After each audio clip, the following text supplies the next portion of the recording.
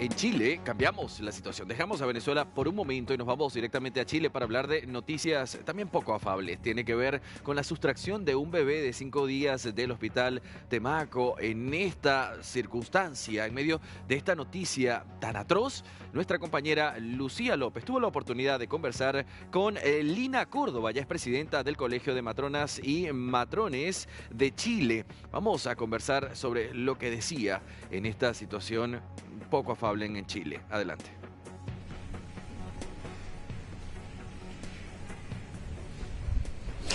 Hola, ¿cómo estás? Contábamos ayer una de las noticias principales de la jornada anterior, había sido la sustracción de un recién nacido en un hospital en Temuco.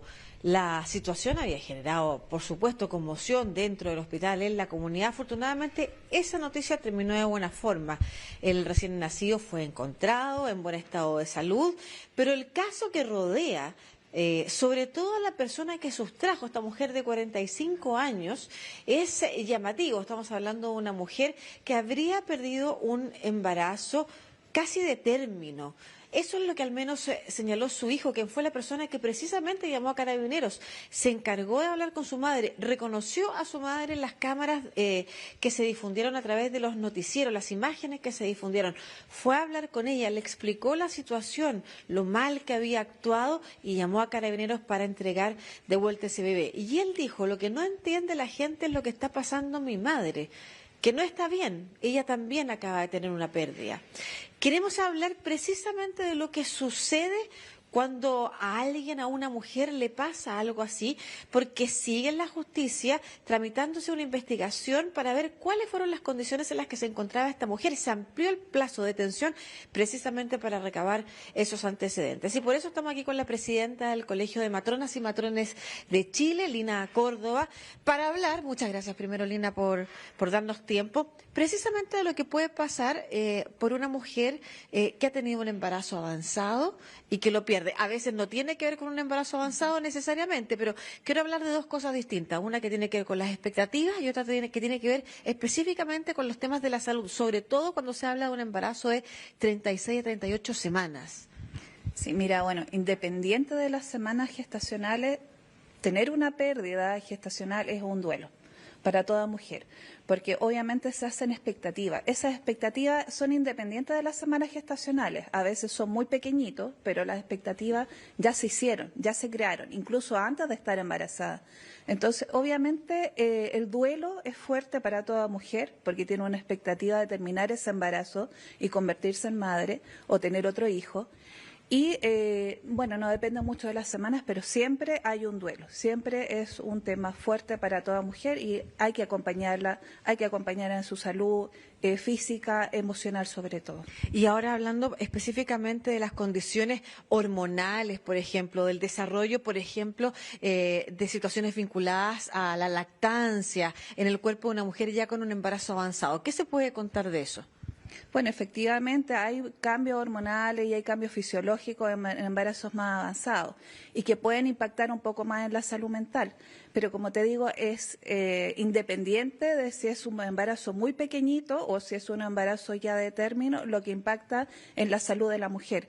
Puede ser, o sea, en general depende de cada mujer y cómo vive su etapa de duelo. ¿Cómo vive su etapa de duelo? Usted dice depende de cada mujer, pero depende también del entorno. Pensando en las condiciones, además, en las que se encuentra la mayoría del país. Una mujer que tiene, por ejemplo, una situación de pérdida de este tipo. Primero, cuando estamos hablando de un embarazo de condiciones avanzadas, ¿qué tipo de tratamiento recibe? ¿Qué tipo de acciones por parte incluso del servicio público se le prestan?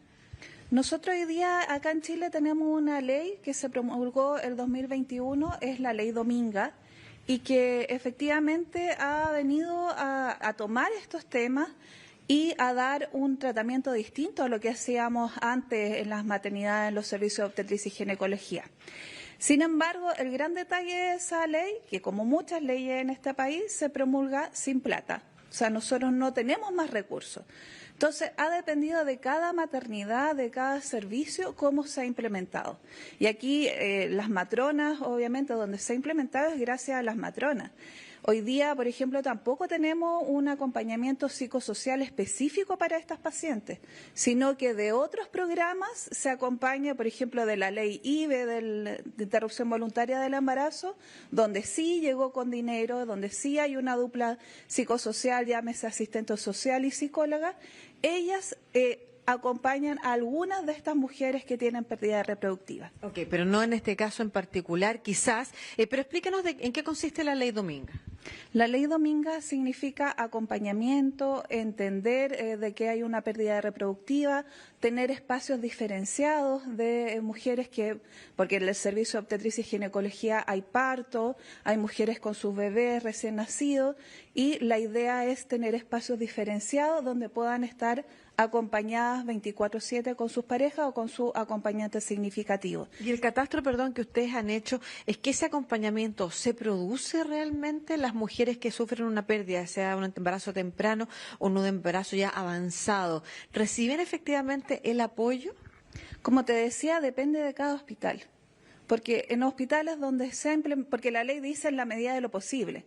Entonces uno trata de separar obviamente a las mujeres, de tener un espacio especial, que puedan hacer su duelo, pero a veces el espacio no da, no tenemos infraestructura, no tenemos más recursos humanos, como te decía, no hay asistente social y psicóloga que se preocupen de esta situación, sino que son como horas prestadas.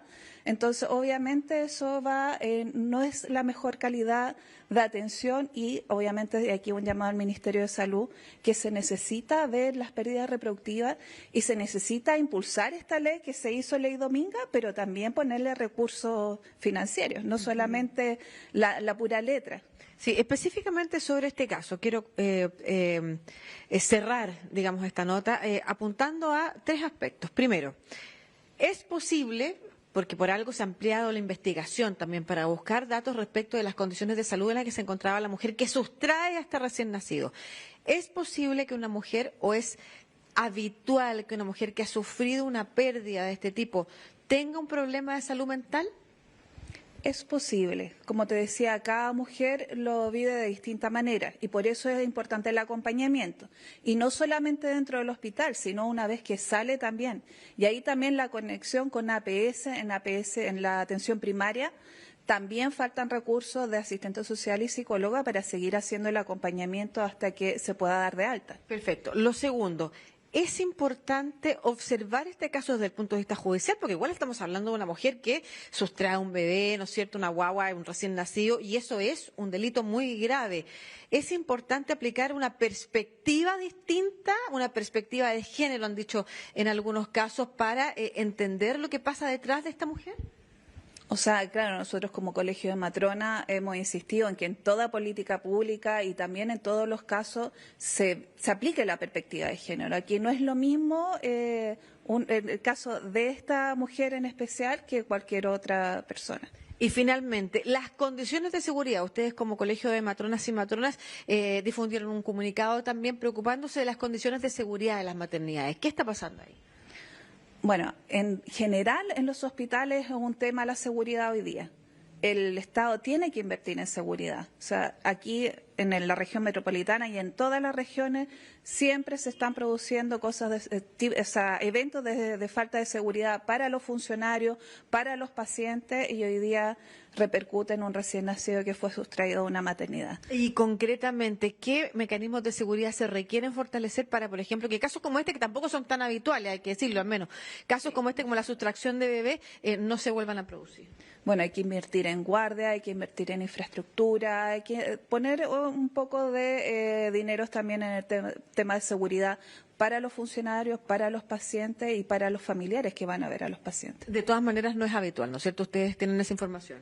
De la sustracción no, pero de problemas de seguridad en los hospitales es muy habitual. Muchas gracias, Lina Córdoba, presidenta del Colegio de Matronas y Matrones de Chile, refiriéndose a este caso que ha llamado tanto la atención, pero también ha seguido en la prensa, no solamente por el final feliz que tuvo de alguna forma en la devolución de este bebé, haberlo encontrado en buen estado de salud y que hoy esté junto a su familia, sino que además lo que ha continuado, que es la revisión de los antecedentes de esta mujer y las condiciones con las que enfrentan, por ejemplo, las mujeres en Chile, una situación de pérdida de embarazo o de interrupción de un embarazo en nuestro país. Muchas gracias. Gracias a ustedes. Adelante.